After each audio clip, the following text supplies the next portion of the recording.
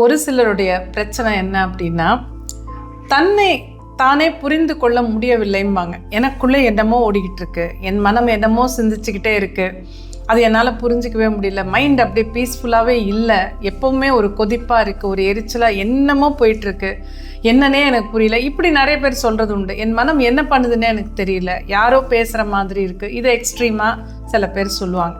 இப்போ இந்த மாதிரியெல்லாம் இருக்கும்போது மனம் அப்படிங்கிறது டைனமிக்கான ஒரு எனர்ஜி. இது எப்போவுமே குவைட்டாக சைலண்ட்டாலாம் இருக்காது. அது ஏதாவது யோசனை பண்ணிக்கிட்டு பேசிக்கிட்டு போயிட்டே தான் இருக்கும். உள்ளுக்குள்ளே ஒரு கான்வர்சேஷன் போகும், இல்லை ஒரு டயலாக் போயிட்டே தான் இருக்கும். இப்போ நீங்கள் அதுக்கு என்ன பண்ணணும், இதை எப்படி சரி பண்ணிக்கலாம் அப்படிங்கிறத நம்ம பார்ப்போம். நம்பர் 1, அந்த எண்ணங்களை கவனிங்க. Listen to them.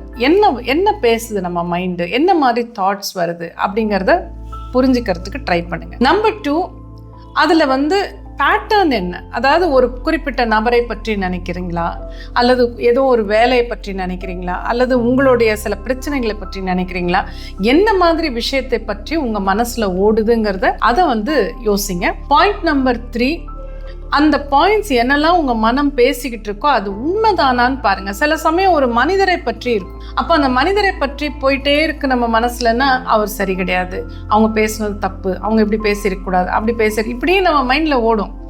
அப்போ அது ஒரு நிமிஷம் நம்ம நிறுத்தி யோசிக்கணும். நம்ம யோசிக்கிறது கரெக்ட் தானா, இது ஃபேக்டா இல்லை நம்மளா நினச்சிக்கிறோமா, நமது எண்ணங்கள் உண்மையை சொல்லுதா இல்லையா, அதையும் பாருங்க. அடுத்தது, இந்த எண்ணங்கள் உங்களுக்கு சௌகரியமா இருக்கா இல்லையா. இப்போ நமது எண்ணங்களே நமக்கு பிடிக்கலைன்னா எப்படி கஷ்டமா இருக்கும் இல்லையா. இப்போ அந்த எண்ணங்கள் எனக்கு கம்ஃபர்டபுளா இருக்கா இல்லையாங்கிறதையும் பாருங்க.